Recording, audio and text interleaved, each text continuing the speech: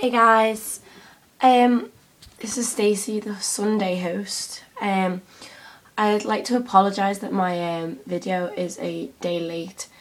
England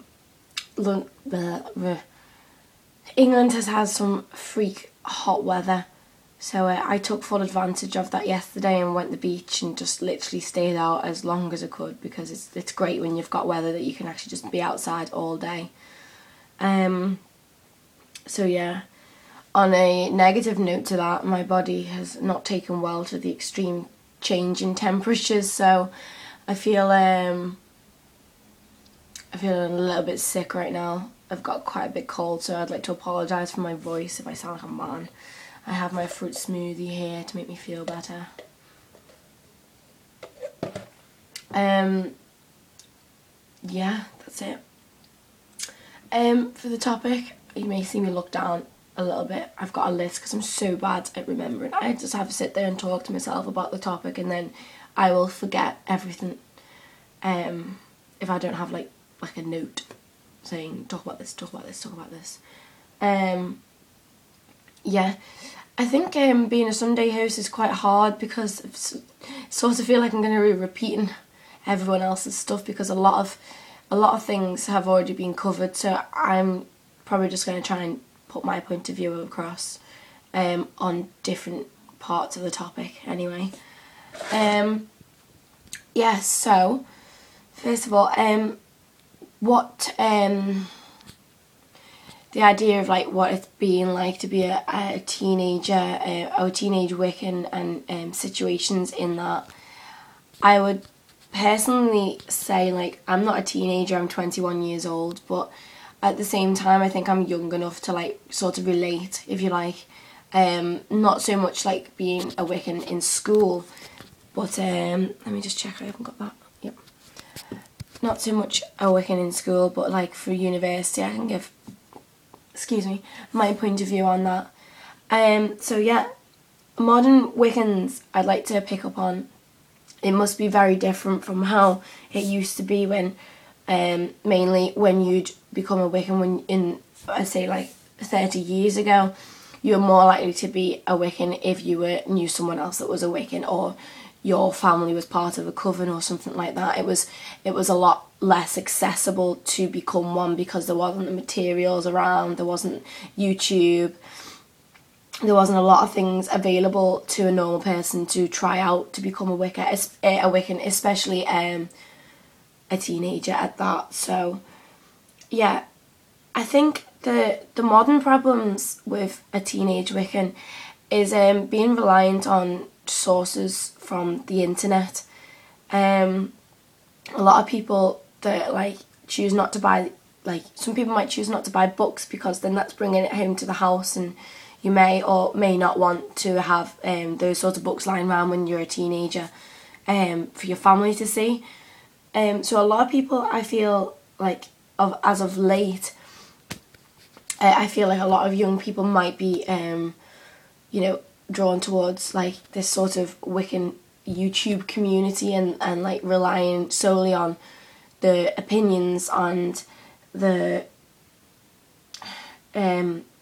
teaching of people from YouTube. And don't get me wrong, that's like one of the best ways to learn if you're a teenager and you don't have accessibility to books and stuff like that. But I do feel that modern like Wiccan teenagers are very reliant on the internet, and there's a lot of negativity on the internet as well with around Wicca and stuff. And I feel like I'd like to say that maybe if you are a young teenager and you are thinking about starting off on a Wiccan path or a pagan path, I suggest that you don't just YouTube, Wiccan altar, Wiccan this, Wiccan that. I suggest that you look up some old, videos and stuff, and do a bit more research that like on the history of it, than not just like the modern version, because it's always good to get, obviously if you can't afford to get the books and stuff, to research up on the background and the history of it, so you've got like a basis of knowledge that you know about this path, instead of just jumping straight into all these teachings and stuff like that. that's all the very modern part of Wicca. It's always good to know the basis of where like the pagan religions have come from, so it gives you a better basic understanding of why things are done the way they are now today. I'd really recommend oh my god, I can't remember her name. I'll put a link at the bottom. I think it's Avalon Moon. And I think, anyway, I might have just got that a little bit wrong. And she's been posting a lot of documentaries, like old documentaries on Wicca and stuff, and they are very, very interesting. And I think it's great that someone that is a teacher, like a quite well-known YouTuber, to be able to put stuff up like that, because it's drawing it back to, you know, not just like all this modern teaching that everyone's throwing in, and it's showing like some of the old stuff that, you know, like where the religion has come from, you know, on Gerald Gardner, and just like how Wicca used to be viewed. And it's very interesting to look and see like how the religion has moved forward in modern day times. It's very interesting in that. Also, I would recommend looking for, let me just have a look. I would recommend in YouTube, I find this good anyway, because if you're a visual learner and you learn better off listening to someone than reading a book anyway. That's what I'm like, even though the only books I've ever read are religious Wiccan ones, because that's what I've loved so much that I've wanted to read about it. So I'm not a reader at all. If you're a visual learner like me, I find that YouTube really helps a lot of people, like, you know, get to grips with some of the stuff, because you might read it in a book and not visually see it in your head when you're younger. A lot of things are now more visually related. So I would recommend Raymond Buckland, his book, this one, I'll show you. I would recommend this book that he's done, the big blue book.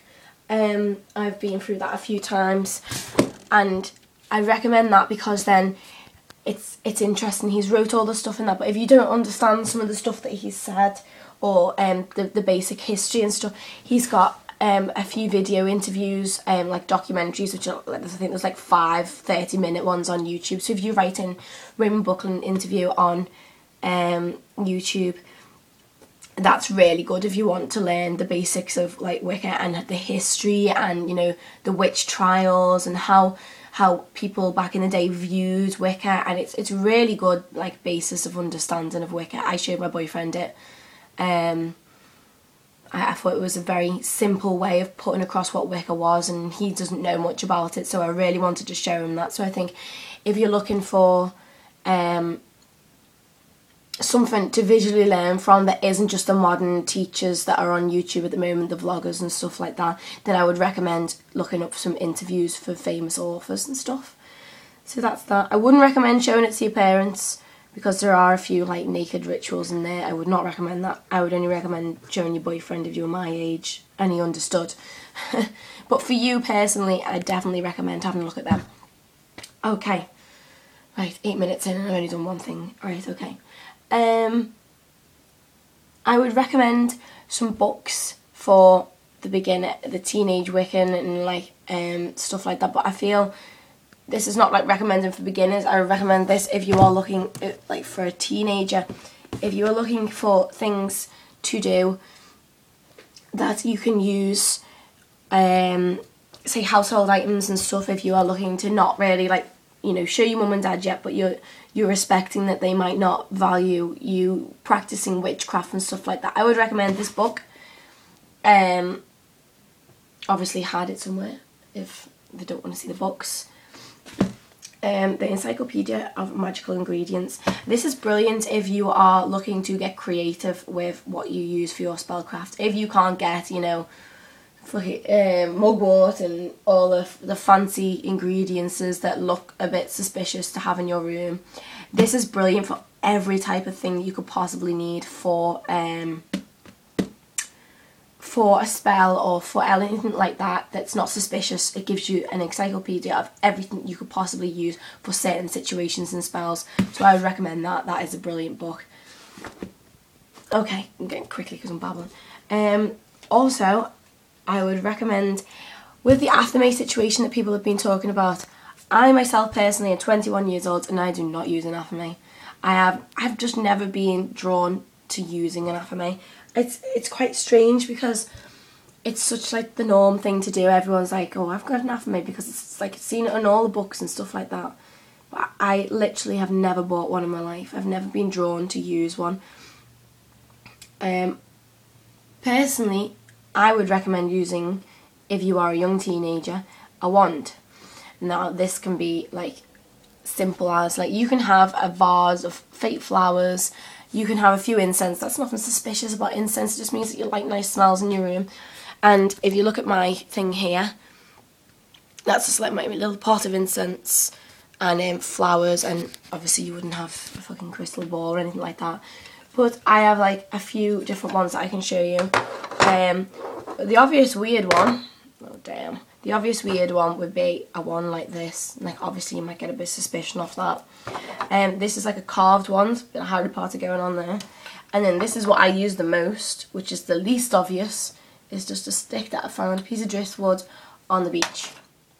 So there are plenty of ways to get around using an athame. I don't personally use one at all myself. I've never been drawn to use one.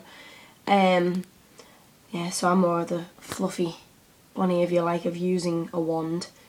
So yeah, in uni I wear this with pride. I do not stop myself from wearing it. I don't get any questions because in uni people are a lot older. They respect your privacy. They don't need to know what you're wearing. In school I can imagine that to be a bit more, what's that, what are you wearing? I would just wear it underneath to stop any, you know, you're asking for it basically if you're wearing one of them out in school. Not that you shouldn't wear one, you know what I mean, but just, you know, if it's close to you and close to your heart, then you wear it underneath and you're not causing any drama really, are you?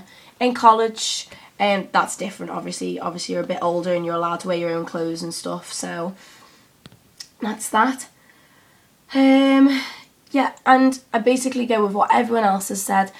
Being a teen Wiccan, and you know, it's not just to do about the spells. I personally don't do as much spells as like a normal person would. I literally, my favourite part of being Wiccan is like really appreciating the world around me, and I've learnt that so much going through learning Wicca and stuff. Just being outside and just really, especially on a hot day, that's brilliant when it's a lovely warm day. And you know, if you've got dogs, take them for a walk and just be outside and like just connect with the earth and just like feel like you're grounded, go out and ground yourself, go out and just sit and read a book outside. It's so much better outside. We're meant to be outside, you know.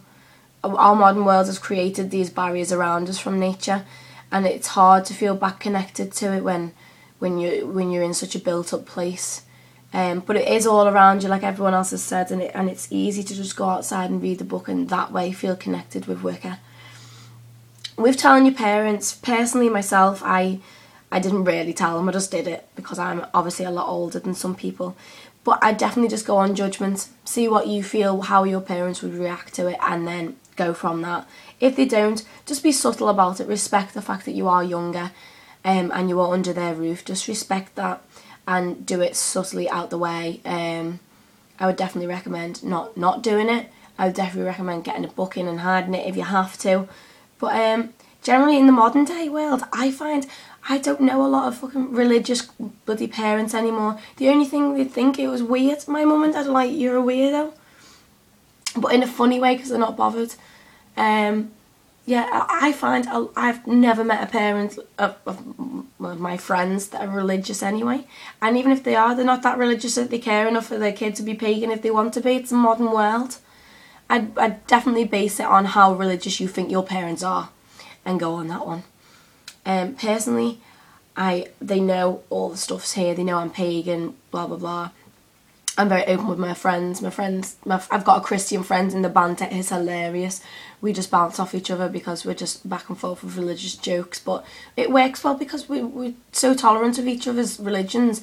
It's nice to find a Christian that's young, that like, you know, is so open-minded and isn't like, well, what are you doing, blah blah blah.